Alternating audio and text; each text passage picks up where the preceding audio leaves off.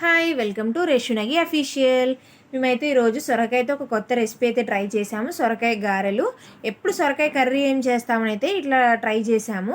First అయితే సొరకాయని మంచిగా పీల్ చేసేసుకొని దాన్ని తురిమేసుకొని పక్కన పెట్టుకోవాలి. ఒక మిక్సీ జార్లో కొంచెం అల్లం, వెల్లుల్లిపాయ, కొంచెం జీలకర్ర, తగినంత పచ్చిమిర్చి అయితే వేసుకొని పేస్ట్ చేసుకొని ఇలా పెట్టుకోవాలి. తర్వాత తురుములో మనం సొరకాయ తురుముకున్నాం కదా, దానిలో కొంచెం పచ్చెనగపప్పు నానబెట్టుకున్నది వేసుకోవాలి. కొంచెం కరివేపాకు, తగినంత బియ్యపిండి వేసుకుంటూ మంచిగా చపాతీ ముద్దలాగా కలుపుకోవాలి. ఈ విధంగా వీడియోలో చూపించిన విధంగా వచ్చేలాగా కలుపుకున్న తర్వాత మనం గారెల్ని ఇలా ఒత్తుకొని హీట్ అయిన ఆయిల్లో వేసుకుంటూ ఉండాలి. ఇలా ట్రై చేస్తే చాలా బాగుంటాయి టేస్ట్ అయితే. ఎప్పుడైనా ట్రై చేయకపోతే ఒకసారి ట్రై చేసి చూడండి. సమ్మర్ కదా, సొరకాయ చాలా మంచిది బాడీకి. బాడీ సమ్మర్లో డిహైడ్రేట్ అయిపోతూ ఉంటుంది కదా, సొరకాయ అనేది వాటర్ కంటెంట్ ఎక్కువ ఉంటుంది కాబట్టి చాలా యూజ్ అవుతుంది.